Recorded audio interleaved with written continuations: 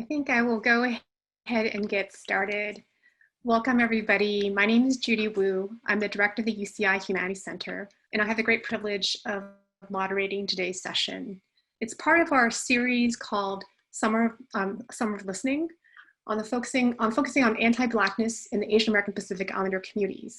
The series of conversations interrogating Asian American and Pacific Islander history of anti-Blackness is hosted in partnership with the UCI Humanities Center, the South Asian Network, the US Census, the Orange County Asian and Pacific Islander Community Alliance, and finally the OC Meet and Eat Coalition, a partnership of AAPI community organizations and ANTI-BLACKNESS institutions, which stand for Asian American, Native Hawaiian, Pacific Islander Serving Institution programs in colleges in Orange County. On behalf of the organizing committee, again, I'm Judy Wu, the UCI Humanities Center Director. I'll be serving as the moderator today. In our first session last week, we addressed our beloved AAPI communities, asking, dear community, why do Black lives matter to AAPIs? This week, we are exploring the topic of education and social justice and asking, what is the role of affirmative action? In case you do not know, Prop 16 will appear on the California ballots this November, and we're going to send you some information on chat about Prop 16. It repeals the ban on affirmative action that was passed in 1996 through Prop 209. In recent efforts to challenge affirmative action, Asian Americans have been positioned with white Americans who claim that they had been racially discriminated against through affirmative action. However, Asian American students and organizations also have advocated for affirmative action as a tool to address long-standing forms of inequality for people of color and women. Prop 16, formerly known as ACA 5, is endorsed by more than 260 Asian American Pacific Islander elected officials, organizations, and leaders. We're going to send over chat some readings related to Asian Americans and affirmative actions, which we hope you might find interesting. Before I introduce the panel, I just want to briefly share that President Kennedy used affirmative action for the first time in 1961 in his Executive Order 10925. Instructing federal contractors to take, quote, affirmative action to ensure that applicants are treated equally without regard to race, color, religion, sex, or national origin. And by issuing that executive order, he's acknowledging the history of exclusion, the history of marginalization, and the need to take affirmative action to address those forms of inequality. Similarly, Republican President Nixon also supported affirmative action goals, such as directing federal agency to develop comprehensive plans and specific programs as goals for the National Minority Business Enterprise Contracting Program. Since I'm at the UCI campus, I wanted to note that the UC system has played a prominent role in the politics of affirmative action. It was the 1978 Bakke Supreme Court case against the UC Regents that designated quotas as being unconstitutional, but upheld the use of race as one factor in choosing among qualified applicants for admission. Ward Connolly, a former UC regent, led the campaign to ban affirmative action by promoting Prop 209.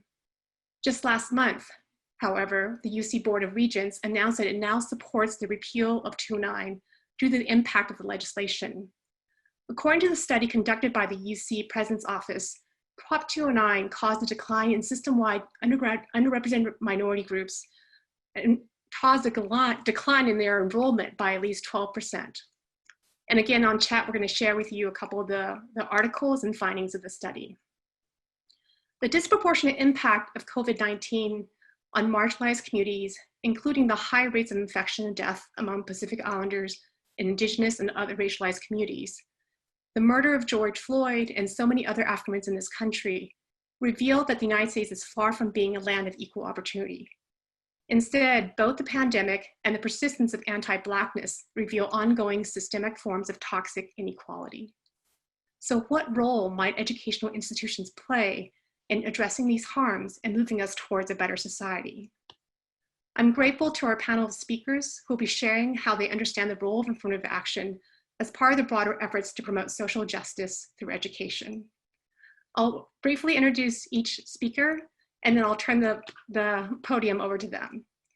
I'd like to welcome and introduce Dr. Alfred P. Flores, who's an assistant professor of Asian American Studies at Harvey Mudd University.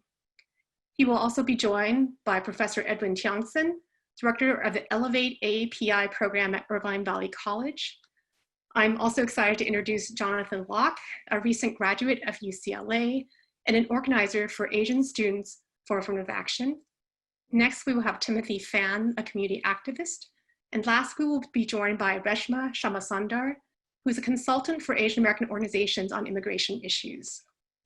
If you have any questions, feel free to send us a chat.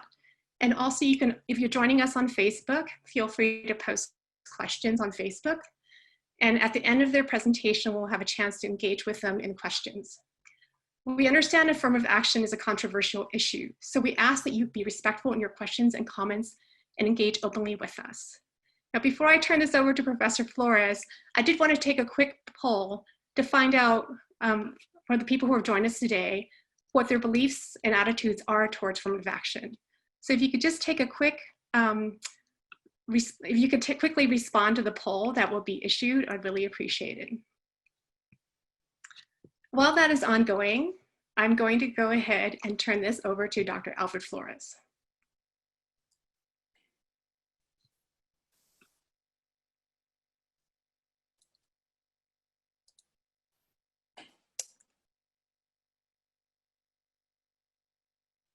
Okay, there we go. Hafa and hello everyone. Before I begin my discussion, I would like to acknowledge the Ahachiman people and their ancestors, past and present. They are the indigenous people of the entire Orange County region. I know we are meeting virtually today, but I did want to recognize the peoples whose land we would be present on if it wasn't due to COVID-19. And I would also like to say Sainamasi and thank you to Judy Wu and also Eddie Tiongson for inviting me to participate on this panel. And of course, all my panelists and all of you for being with us today. So thank you very much. Let's see. Okay. So today my conversation or my brief discussion is going to be about a little bit of a history of institutional racism in education. And so in a lot of ways, institutional racism in education, of course, is a part of a larger legacy of white supremacy that has and still continues to exist in the United States. Most people, of course, are familiar with the history of schools and racial segregation when it comes to the African-American experience and the experiences of Asian and Latinx immigrants.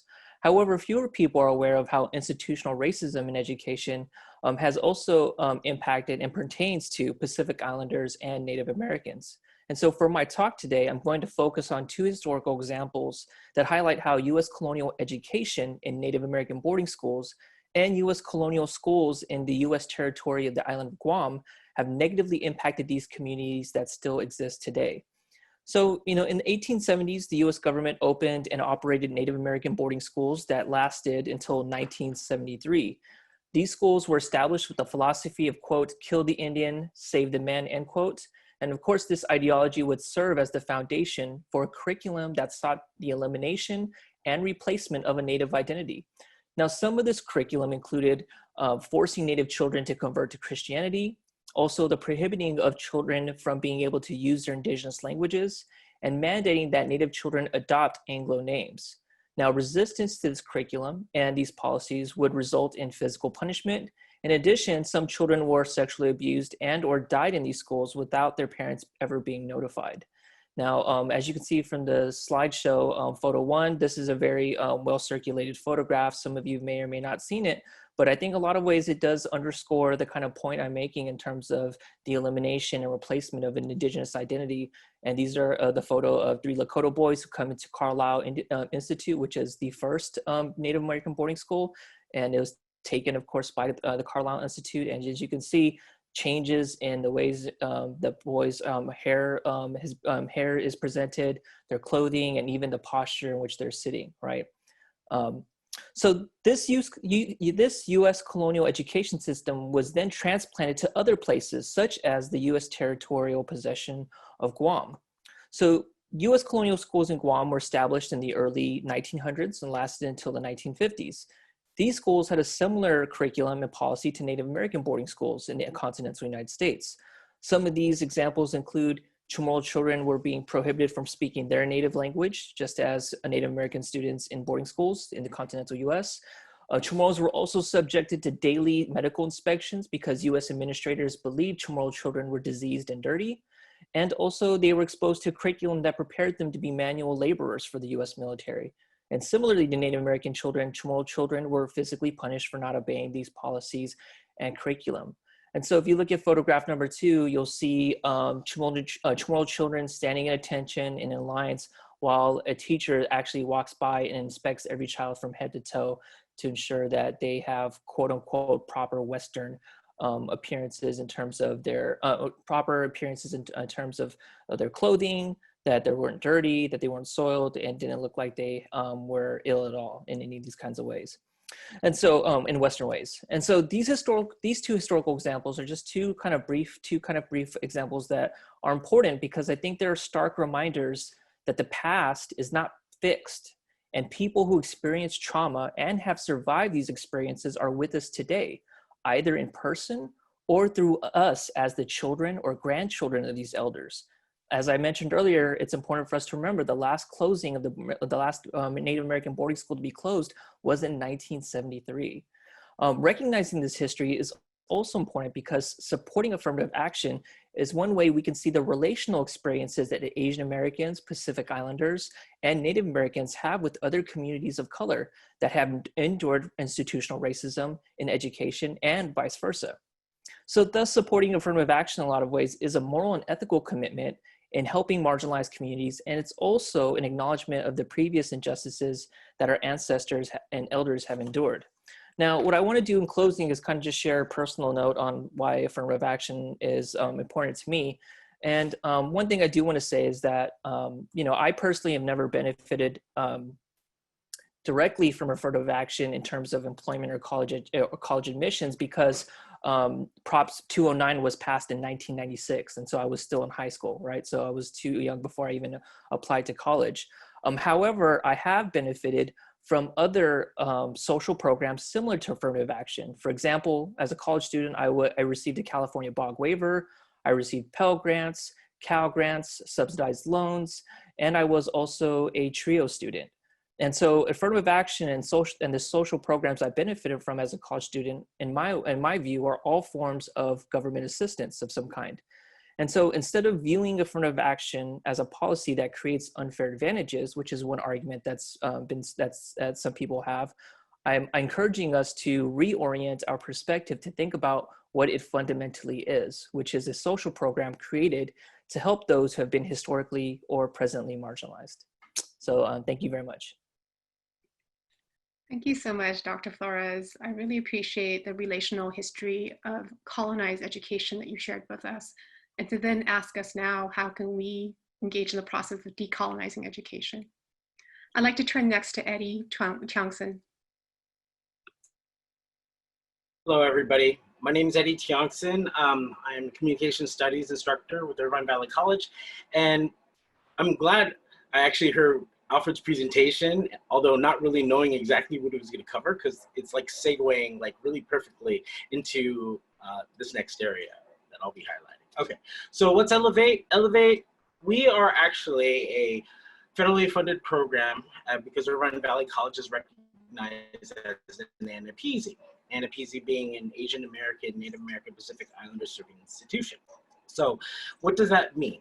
Because of our student population, we met a particular threshold, and then the federal government allocated funds, awarded Irvine Valley College a certain amount of dollars. Specifically, it was 1.5 million for 5 years, and we're now currently in our very last year of funding, and we're looking to institutionalize practices from this governmental assistance.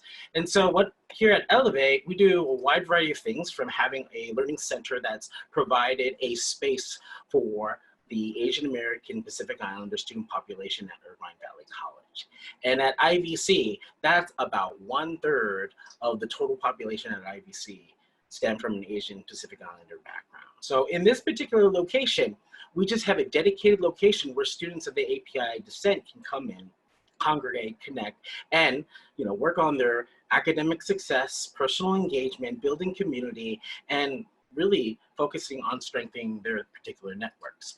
So with Elevate, that's just us again, we do a wide variety of things from service learning projects, having a learning community, building a first-year experience, connecting students with internships and scholarships, having cultural events, connecting with other faculty and student mentors, have individual counseling from actual AAPI counselors to assist students, and we also focus on our cultural history and our identity.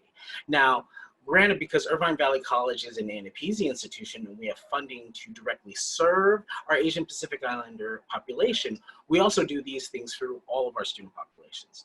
We're just kind of putting API, that voice, that student kind of at the forefront because, well, as articulated earlier by Alfred, like people of color, our Asian Pacific Islander brethren have been marginalized throughout history in various different spaces. So it's recognized, let's give and try to provide assistance in reaching our student population.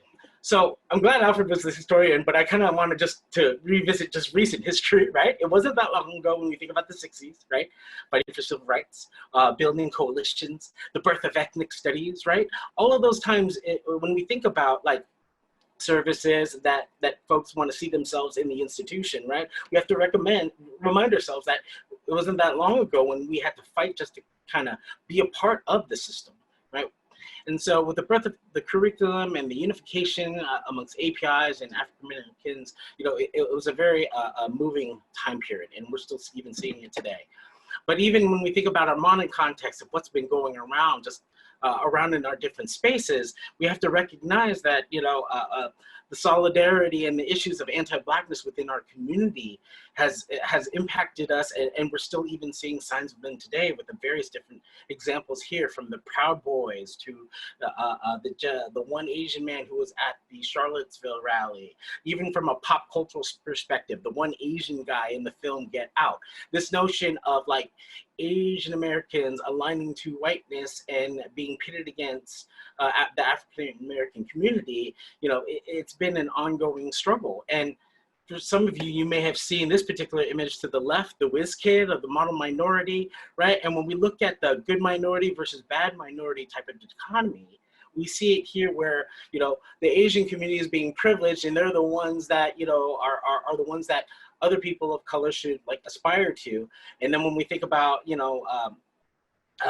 the Central Park 5 and the dehumanization, the criminalization of these boys, being pinned, and even number 45 writing out a large editorial letter regarding that, really kind of puts us at one another. But we all come from similar struggles, as articulated earlier by Alfred.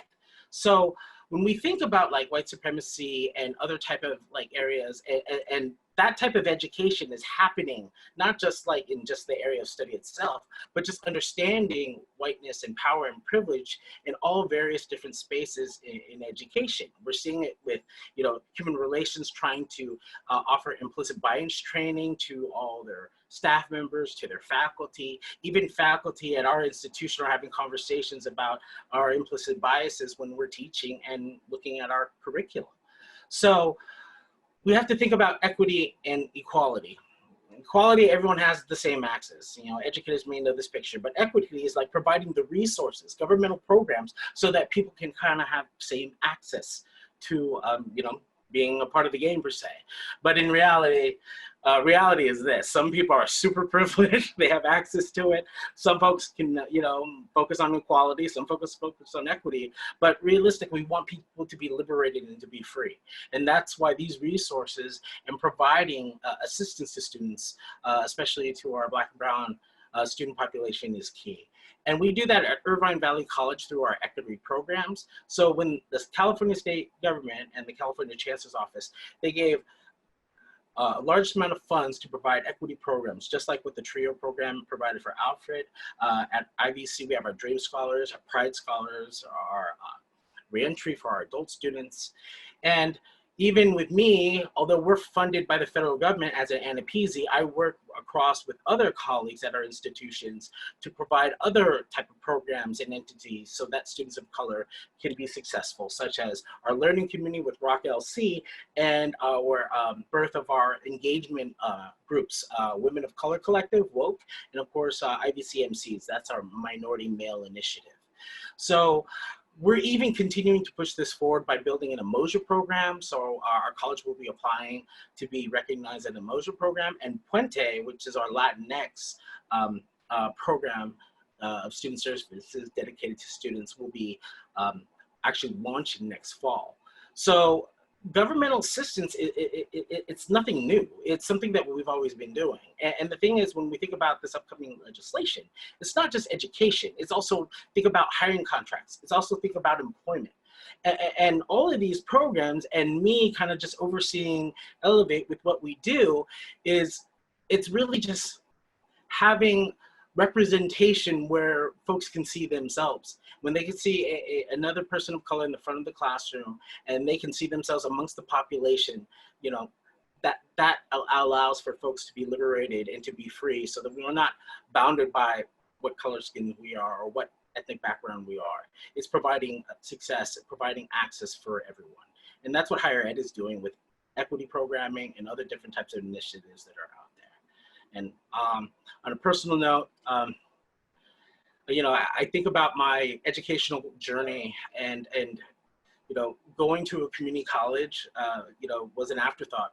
You know, I mean, I wanted to be that student to get into that UC system. You know, unfortunately, my grades weren't good in high school. I ended up going to a state school, and I'm really glad I did, because at that time period, you know, you know, you're trying to find thyself. I joined an Asian American fraternity, you know, and in doing so, that's when I actually started to find my find the importance of diversity and being other oriented and connecting with other folks. And that's when we connected with other fraternities, Black fraternities, other groups, and having them in your space, especially when you're like that person that's trying to figure out who you are and knowing thyself, and not having that access or the ability to connect with other people who not just look like you, but more importantly, don't look like you, you know, and recognize that, you know, when we, you know, raise the tides, all boats rise. And so that's what this is trying to do. And the American thing is to provide assistance to other, and we're doing it at the educational level, and, you know, looking to affirmative action can do that for others as well. So I'll leave it at there. Thank you so much, Eddie. I was thinking about the contrast between the images that Alfred showed us, where becoming educated means that you have to kill a part of yourself, and compared to what you're creating, which is that we want the whole self to be in education. And we want all those students to have a transformational experiences so they can go out and transform the society. And I also really appreciate your emphasis that this is a political choice that we are making. It's not just about access for self or family or community, but it's about liberation for all. So thank you so much. I'd like to next turn this over to Jonathan. And you've heard from some of the professors, and now you get a chance to hear from some of the students. Let me unmute myself for a second and share my screen.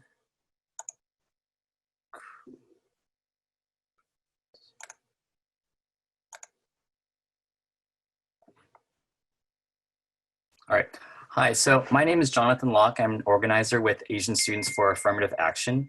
I'm also a recent UCLA graduate who studied Asian American Studies and Political Science. And I'm also a community college transfer, proud one at that. I'll be presenting on what students have been experiencing and how students have been reacting to these affirmative action discussions. And so students have done what they've always been doing. They've been organizing, they've been protesting, and they've been educating. As early as 1996, with regard to this specific affirmative action debate, students have been participating in large protests, including this 750-mile march touching 42 cities across California. It was over a 2.5-month period that ended in a large rally in San Diego, where they were hosting the California Republican Party convention. In the September of 1996, the students at Cal State Northridge wanted big names to debate the merits of Proposition 209, and they got them. folks like David Duke, the former Grand Wizard of the Ku Klux Klan, responded and attended and ultimately endorsed Proposition 209. And so did, or on the opposite side, local LA civil rights activist Joe Hicks was in opposition, and they debated against that. There were large-scale protests on that day and in subsequent weeks, including one at UCLA, where the students engaged in a 12-day long days of action event, culminating in a 2,200 strong march across Westwood to the Federal Building on Wilshire, with 33 students blocking traffic for, I think, 3 or 4 hours. And most of those 33 or 34 students were arrested, including one of my friend's dad, who I think is actually in one of these photos. And with regards to how students are feeling, obviously we know that Proposition 209 unfortunately passed. And for students who attended the UC system, there was immediately this kind of vacuum of diversity. Within the UC Berkeley school, African-American and Latino admissions rates declined significantly, and so did the enrollment numbers. But when we look at the admissions numbers specifically, which is arguably the more important number because of their independence from changing state demographics or state budget cuts or the UC's increased efforts to increase diversity through outreach, we can still see that these kinds of changes have had these lasting impacts within our campuses and have had this kind of effect where this kind of diversity and this kind of learning environment isn't the best that it can be. And that we're truly not learning from the best of the best and truly not learning from all the diverse perspectives that can be offered within our state, within our university.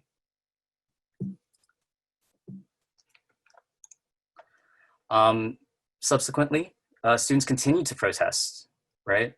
In May 1998, the students of UCLA wanted the new chancellor to not comply with Proposition 209, and several hundred students stormed Royce Hall. I think there was supposed to be a mayoral's campaign debate that day. And oddly, as this picture doesn't show, the students were successful. They were able to hold down the building for several hours and cancel the debate.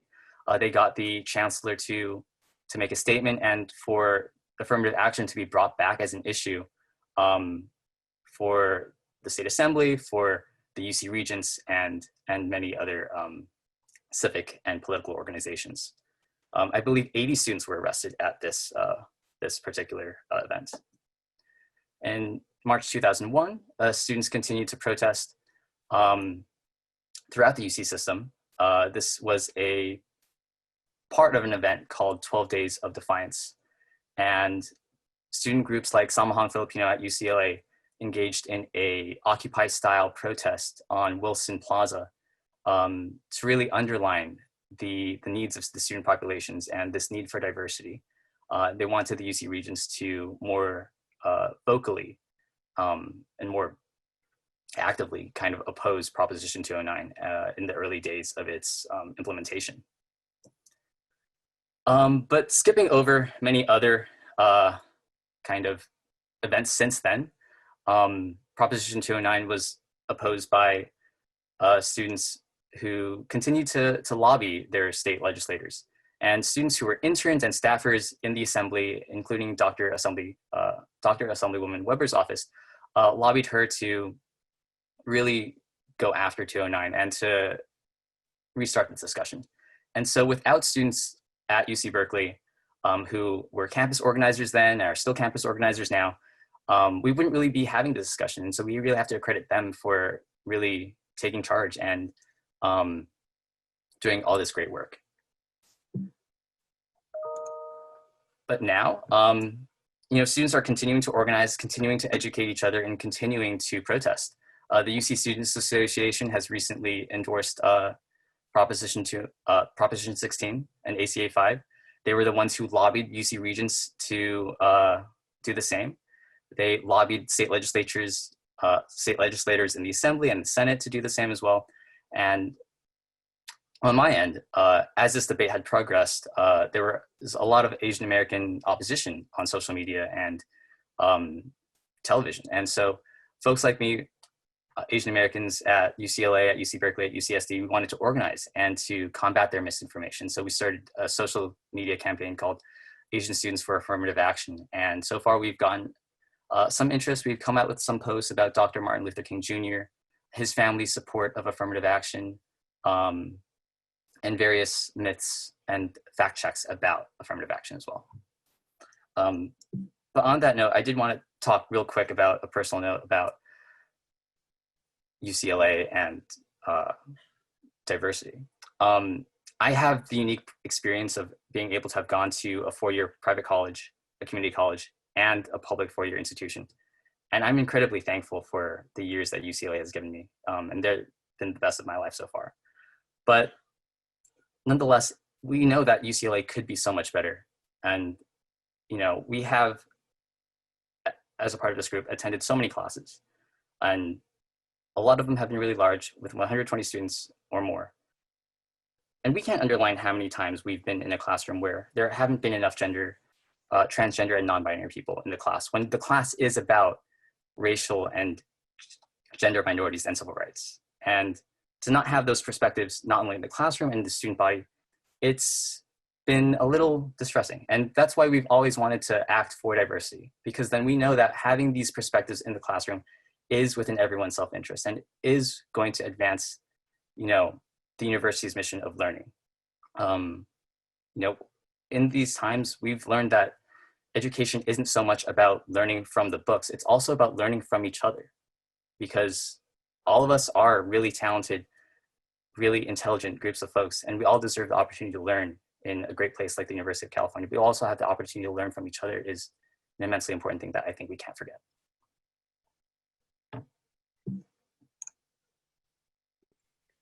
Thank you so much, Jonathan. I really appreciate your emphasis on the history of student activism. I think back to what Eddie was showing us about the 60s and 70s. It's that grassroots, ground up demand for justice and liberation that really pushes our society forward.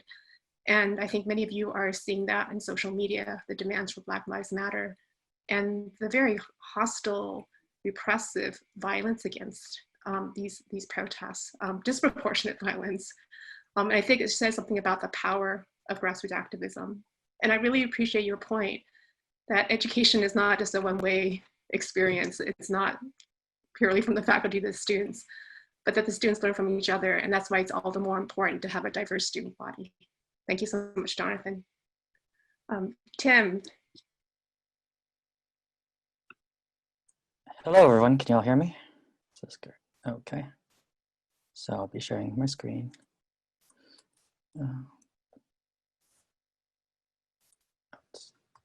Give me a quick second.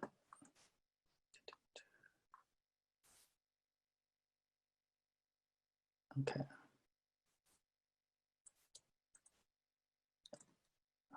Okay, is it, do you see it? Let's see. Okay, here we go. All right, we're good? Okay, so I'm gonna be talking about sorry.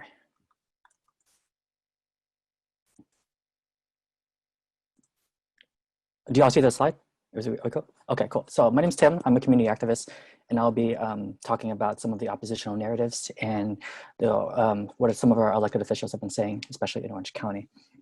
So I wanted to start this discussion with a quick scene from my favorite TV show, The Office, where this is a scene where Jim Halpert takes a sick day and gets his Asian friend to sit in for him.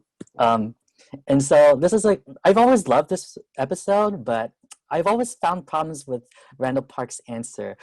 You're not Jim. Jim's not Asian. You've seriously never noticed? Hey, hats off to you for not seeing race. And I've been thinking about the show for the last like 10 years. And this specific scene has always sat unwell with me because, you know, to not see race is somehow seen as like a positive thing to the fictional characters of Scranton, and sometimes even to our real world right now. And so the three common narratives I want to highlight today is I don't see race, the model minority, like immigrants' success story, and protecting our own. And so for me, when we talk about consideration of race, somehow it's like a slippery slope down to fascism and authoritarianism when just to see race. And I really want to make sure that like we're on the same page with this, because somehow our elected officials and candidates who run for office tend to kind of use Proposition 16 and affirmative action as like, oh, if you see race, then well, you're the racist or something like that. So some of our Orange County legislators in the state, when they were voting on the legislative ACA 5 in the state Senate a few months ago, they talked about this, where like, hey, well, if we see race, you're going to see preferential treatment, you're going to see quotas, you're going to legalize discrimination, and this is not how we fight systematic racism. And I find it to be a very problematic way of looking at race, because it goes back to reverse racism. People say that like if you see skin, if you see your color, if you see your national origin, somehow that is seen as like, well, no, we can only look at the merits, the content of our character. And this is something I love to do with social justice spaces. I know it's a little early in the day, but if you're going to do a drinking game, I always like to do like a Martin Luther King drinking game. How many times do I see like his famous quote quoted by some politician to explain like a problematic position that they have? And it's kind of funny because I was actually just tweeting out that, hey, I'm going to be on a panel just like today, just like an hour ago, right? And someone literally like tweeted back with the same picture. I'm like, gosh. So yes, the quote is, I have a dream that my 4 children will one day live in a nation where they will not be judged by the content of their skin, but by the content of the character, right? And we see this all the time in politicians when they talk about like what equality looks like. Our supervisor, Michelle Steele, who is on the Board of Supervisors, she had proposed a resolution to the Board of Supervisors to support the existing Proposition 209. And she's talked about how, oh, well, if we eliminate Prop 209, you're going to see a reversal of merit-based achievement, and this is exactly what we shouldn't be doing. I saw the same language at Garden Grove City Council last month by City Council member Fat Bui, when he was so like shocked when his fellow councilwoman Kim Nguyen talked about the model minority myth. Well, that's not a myth, it's a model minority. Like, yeah, it's a real thing that people obviously believe. But Councilmember Bui was so upset that like the idea that Asians were triangulated against other communities of color, that was so foreign to him. And of course, he would use Martin Luther King as an example with how like, we do have equality in America, clearly. And so like, and then obviously, we saw a few weeks ago, Bernice King actually talk about this and about how for those who say they support Dr. Martin Luther King, like, you should actually read into what he actually says. And so I took a quote from an article talking about how social reforms were actually needed, because you could never truly compensate Black Americans for the legacies of slavery. But with policies such as affirmative action, we could get to a more equitable society. And we still saw Bernice King get flamed on social media for this, and people explaining to her what her own father was going to say, which I thought was tragic yet amusing. And so this is what we're dealing with.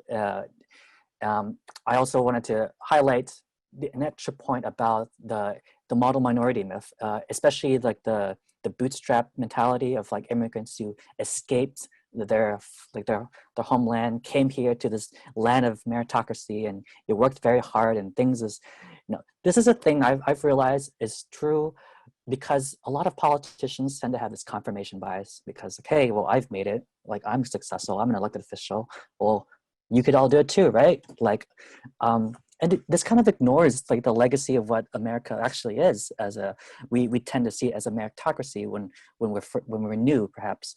But for immigrants such as my parents, when they came to America as boat refugees, just like Janet Nguyen,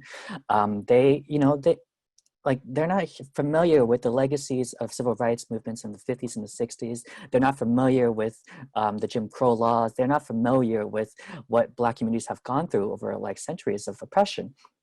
And so they can only see physically with themselves the own oppressions within their own communities, within, and so, I mean, I remember talking to my father about this, about how his English was very poor, right? And this is what Janice talked about, like, hey, we don't speak English here. It's been very hard to assimilate here, to start over, right? So for my two parents who had never learned English before, starting over, and they've talked about their discrimination in the workplace. Or like, yeah, like I couldn't get like promoted because you know, I could never be a manager with my broken English. You know, it's not just feasible. And like I sympathize with that, right? It's a thing where I'm trying to honor my parents' pain and the trauma of like the hard things that they have to overcome, and realize that like that does not diminish from what other communities have gone through. And so I also, and the last piece I wanted to bring up was the fact that we are protecting our own, right? So I wanted to highlight Assemblymember Evan Lowe from San Jose area, I believe. And he was one of the legislators, one of the Asian Americans who voted yes on Proposition, or on ACA 5 when it was on his desk. And he got so much backlash from his own community, and they were just putting him on blast on social media. Will your assembly member betray you? Why are you voting against your own people? Aren't you Asian, right? And this is a thing that I've seen in a lot of spaces as well. Like, hey, if you're Asian, you should be, representing what Asian people need, right? And this is kind of like a mentality I find to be very problematic and disturbing, because for me, advocacy is about obviously advocating on behalf of a cause or community that you are very passionate about. But for me, I want folks to aspire to a higher form of activism where we're challenging conventional norms of systematic power. And that means going outside the lines, coloring outside the lines to fight for injustice wherever it occurs, not because it affects you personally or who you think is your community. And so that's why I'm very intentional on connecting this back to Black Lives Matter and what Black students and Black organizers have been doing. Now, Jonathan actually posted this same picture in his slide before, and I wanted to specifically highlight about how when Black students were organizing at Berkeley, and they talked about how we wanted to address the discrepancies in admissions rates and graduation rates, and even quality of space and living and education at Berkeley, they didn't even have the tools to answer these questions because Proposition 209 didn't give colleges the resources and data to even address these concerns. So this is something that I find that, like, to sum up, I really want people to think a little broadly about what activism means, what it means to fight beyond your community. And I want to leave with another kind of a personal touch. So when I was at Garden Grove City Council last month to advocate for, affirmative action for ACA 5 to stand up against a resolution that had been proposed to shut down, ACA 5, I remarked about how, the council member in question had been very intentional about, like, oh, well, we live in a merit-based society. We don't see color, we don't see race. Like, but the same council member, as many elected officials, tend to really play up their race and their ethnic origin and their national origin in their own campaign materials, right? Because, look, if you're applying to admissions for the UC, it's a public institution funded by taxpayers. How is that much different than when you were running for office? You're running for a job that's publicly funded by taxpayers, and they are always so keen to talk about their defending the community, representing the Asian community, and that's a part of their story, and they should be allowed that. And that's the kind of the point I've been trying to say with why we need to go back to all the way back to Asian Jim, right? Race is a part of our story. It is a part of our community. The merit, or my SAT scores, my quantitative measure to get into the UC, those scores didn't come out of a vacuum. Like I got good grades in school because of my parents, because I was mentored by my dad, who took time to just teach me math and algebra and calculus and all these things. Like our merit is a reflection of our community, and we need to be able to talk about our community as we apply to admissions, whether it's for public office or for higher education or for public employment, because merit is not, done in a vacuum. And so I really thank you all for listening and giving me the time to think about this. And I just want to reaffirm the importance of, I'm very inspired by people like Jonathan, Asian American students who have been organizing. And I'm excited to see the connection between Black Lives Matter in the streets and at the ballot box, because when we are addressing systematic racism through like Proposition 16 and things like that moving forward, that's how we get to a more just society, a more equitable society. And I really do think that's what we're going towards. So hats off to everyone. Not to Asian Gym, but everyone else. Thank you so much, Tim. I thought your distillation of the anti-affirmative action discourse was very interesting. And I think that's really resonates with a number of people. So I don't see race, model minority, protecting our own, and hopefully we'll have a chance to discuss those in more detail in our small group afterwards. I also appreciate your discussion about the generational divide between immigrant parents and American-born children, or second 1.5 generation children, but the differential knowledge that we have about the history of this country and the depth of racism in this country. I think also that slide with Bernice King was really fascinating, because she's pointing out that there has been affirmative action in this country for a really long time. It's just that it has tended to benefit white Americans and men. And now we're trying to ask for access. We're trying to find ways in which those resources might be redistributed differently. Thank you so much. I'm going to turn to our last speaker, Reshma. Hi, good afternoon. I do have a couple of slides, but before that, I actually, and it's mostly just some data on, Asian Americans and where they stand on different issues. But I think before that, I wanted to just talk a little bit about both the Prop 16 campaign, but some, background behind the repeal of Prop 209, which banned affirmative action here in California in 1996, and what it's meant to Asian American communities. So I've had the good fortune of working on a variety of affirmative action campaigns over the years. I used to be at Asian Americans Advancing Justice LA, and I was involved in the affirmative action case in Harvard, where Asian American students were suing Harvard, saying that it was discriminatory. We worked on behalf of the Asian American students who disagreed with that and were pro-affirmative action. I also was involved as a consultant on the legislative fight to repeal Prop 209 at the ballot, which turned into Prop 16 after it passed out of the legislature and is now going to be on the ballot in November. And, as I've participated in these efforts, I've noted kind of two ways in which, Asian American activists have stood in support of affirmative action and approached it. And I think one way is the role of Asian Americans as people of color, and the work that we need to do to confront anti-Blackness both in our communities and to stand with other people of color. I think some of the previous speakers have addressed this really well, and is really important in why I work on behalf of affirmative action. But I've also seen the need to convince Asian Americans, particularly more conservative or moderate folks, about the ways in which affirmative action benefits Asian Americans. I think that's a little bit of that's been challenging, because obviously the Asian American community is not a monolith, and there's all kinds of, I think, attitudes around affirmative action within a very diverse kind of Asian American communities based on their own history. But I wanted to just address the first issue first.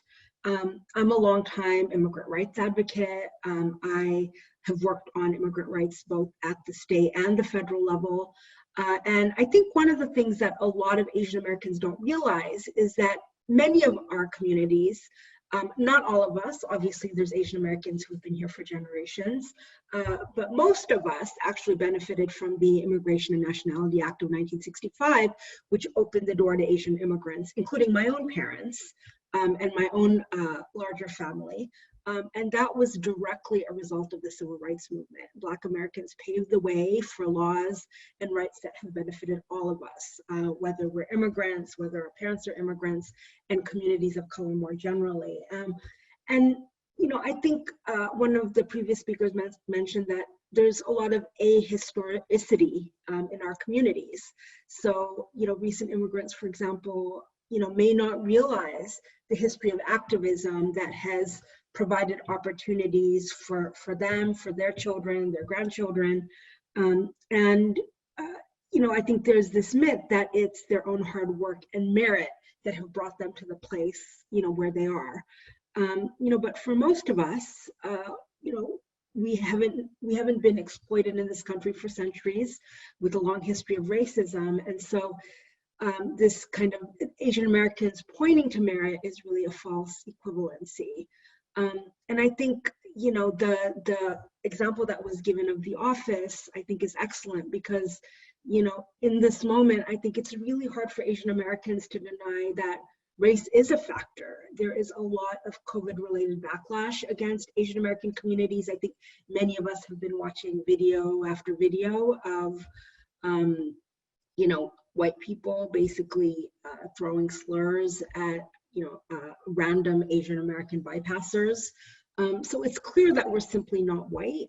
And, you know, this is, I think, a moment for us to examine why we align ourselves with whiteness versus kind of taking a look at some of the anti-Blackness within our own communities. And I would just say from an immigration perspective before kind of moving on to the second piece, in which I do have some slides to show, is that ICE enforcement, so immigration enforcement and other types of, you know, law enforcement that impacts our communities is rooted in anti-Blackness, and a lot of what we're seeing the Black Lives Matter movement push back against. So for example, Southeast Asian Americans, some South Asian communities have some of the highest rates of deportation. And that is very much an outgrowth of the way that law enforcement has been built up in this country. And so our communities have a lot to gain by standing with Black communities, Latinx communities, and pushing back against law enforcement because, you know, the immigration system is very much harming our communities. So that's, I think, a broad context for why it's important for us to stand for affirmative action. I'll also say that I was a student at UCLA just as Prop 209 was passing. And I used to work at the Academic Advancement Project, which still exists. I looked it up. But at that time, right now, the mission statement states that it's, you know, to support students, to, you know, help with equity. Actually, at the time that I was at UCLA, it had a very, very explicit focus on transfer students who are African American and Latinx, who might have been first-generation college students, and really on ensuring that those students thrived at UCLA and really naming affirmative action as a goal of the program. And I was a tutor in that program. And you know, the diversity at UCLA at that time was amazing, and I'm, you know, really grateful to have attended at that time. And hopefully with the passage of Prop 16, you know, we can return to that kind of thriving diversity within, you know, the UCs and other college systems within California. So I'm going to share my screen briefly to talk a little bit about Prop 16. Just give me a moment.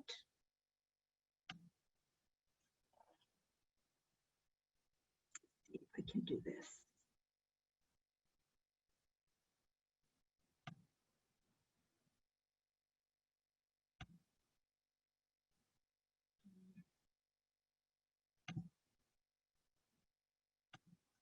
Okay, I don't want to, this is glitching a little bit.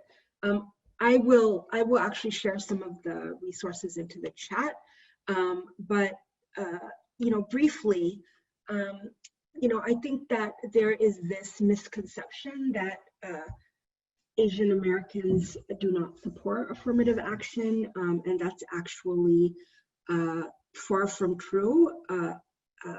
Poll after poll by AAPI data which looks at Asian American opinions on a variety of issues, has found that Asian Americans support affirmative action. Chinese Americans, Asian Indian Americans, Korean Americans, Filipino Americans, it's overwhelming. It's 3/4 of Asian Americans. And so, to say that most Asian Americans are in opposition to affirmative action is simply not true. We also know that, affirmative action benefits Asian Americans. So as we were discussing, this is not a monolithic community. And so whether it's Southeast Asian American communities, some South Asian American communities, such as, Bangladeshis, Pakistanis, others actually historically have not had access to education and other kinds of opportunities. And so affirmative action would be of benefit. We've also seen that Asian American students and businesses are better off in states that have equal opportunity policies like affirmative action. So contrary to popular belief, Asian American and Pacific Islander admissions to the University of California have declined since 1996, which is when Prop 209 was passed. And meanwhile, we've seen universities that practice affirmative action outside of California have seen greater gains in Asian American enrollment. And repealing Prop 209 would unlock billions of dollars in economic opportunity for Asian American small business owners. So, I'm gonna put the resources for Prop 209 into the chat here. So you can actually click on it, and it has a fact sheet on AAPI kind of myths, both misconceptions as well as realities, so you can see for yourselves. And then finally, I urge all of you to watch the Hassan Minhaj episode on affirmative action. He actually specifically takes on the way that Asian Americans are a wedge and actually have aligned themselves in opposition to affirmative action, and why that's, both in opposition to our own interests, but also is just really not the right ethical, moral thing to do. Like, we have a responsibility as Asian Americans to stand up for, Black and brown people, as well as other communities of color. And so, I hope we take this responsibility seriously when we go to the ballot box in November to vote on Prop 16. Thank you. Thank you so much, Reshma. It's very clear that you've been in the trenches for a very long time. And I especially appreciate your point about the importance of thinking about the diversity within the AAPI community. And also, along with that, I think the need for disaggregated data so we actually understand the economic challenges, educational challenges that people within our community face. But again, reminding us too that there's an importance to alliance, political partnership with other people of color. We are running a little bit late. I do have a question from Facebook, which I'm going to go ahead and pose to the panelists. For the people who are here in this room, we will have a chance to chat afterwards in our small rooms. So I'm going to go ahead and ask this question from Facebook. Have you guys talked about how ACA 5 could take away spots from Asian Americans? Shouldn't legacy spots be given up instead? I think many Asian Americans are against ACA 5 because we feel like we are always the ones sacrificing as a model minority, and model minorities in quotes. Even this time should be the Asian Americans who sacrifice again instead of white privileged legacy kids. What are your thoughts in response to this question? I would love for one of the students to take this question because I know they've been doing a lot of work on Instagram, but I'm happy to weigh in after that. Sure thing. I think that there's multiple ways to approach the question. I think that first we should take a look at the Asian American community and know that we're not a monolith, and that not all of us share in the same success as East Asians. And even within the East Asian community, there's a lot of diversity. So with regard to spots, perhaps we shouldn't be also looking at it as this kind of, what is it? Like winner take all, like I only benefit type of situation.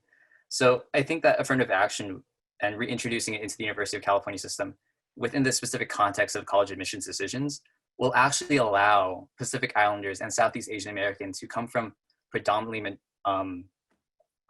refugee communities and under resource communities to really have better access to schools like UCLA. You know, I worked at the community programs office at UCLA. I worked alongside the Vietnamese Student Union and their projects to increase access and increase retention amongst Southeast Asian students. And we know that it's a struggle to outreach in this context of the post-2009 world, where we can't advocate and have the most effective programs for our communities, because we have to design our programs for all, not just for the specific communities that we're targeting. And so I know that despite the fact that we have, or I don't know, with the immense diversity of our campus and with the Asian American community, we have to know that Asian Americans will actually benefit, and we will actually have increased numbers, or more or less the same numbers, with the reintroduction of 209, or sorry, 16, affirmative action. Can I jump in as well? So I'm not a student, but some people think I look like a student because I'm like perpetually young looking, so that's annoying. But I will say that like when I hear this about like there's a, Proposition 209, or no, Prop 16, affirmative action, this is going to establish a quota system. That's factually wrong. We know that. Like, and that's like just combating that is very important to make sure that people, this is not about quotas. This is about just establishing race conscious policies. You know, if anything, this could increase perhaps like enrollment of certain Asian American communities as well. But to go back to reframing this issue, like we've built like way more prisons in California than actual like schools over the last like 30 years. Okay. And so this type of framing that like, like school is this finite resource that we must husband and we must cherish out and give to only the most like selective people. Like, let's really decolonize that and think about like, well, why are these schools so prestigious in the first place? What are the resources that made these schools so, you know, important into the American dream? And if we are truly saying that education equals like middle class success, well, are we being consistent here with how we are allocating that across all of public policy, not just with schools, but we're talking about housing, we're talking about jails, we're talking about all the other things that allow students to even have quality of life. We haven't even talked about housing and what students are going through with housing in this discussion. And so I feel like when people come to me with that quota, like, oh, this is going to hurt Asians, we're giving spots away. We're like, the pie is not permanently small. You know, it's up to us to force our policymakers who work for us to give us better education, give us more education, and not think of it as a zero-sum game. And that's how I would try to reframe the question, because it's not about answering their question. It's about reframing the question to stay on the track that like, okay, if education is a public good that we cherish and we value, is that consistent with the way we're funding K-12 schools? Are we taking care of our teachers? Are we making sure that students and families are getting the most they can to succeed? Because if we're not doing that, we're just mystifying college as this amazing thing that once you get in, you're fine. And that's not true.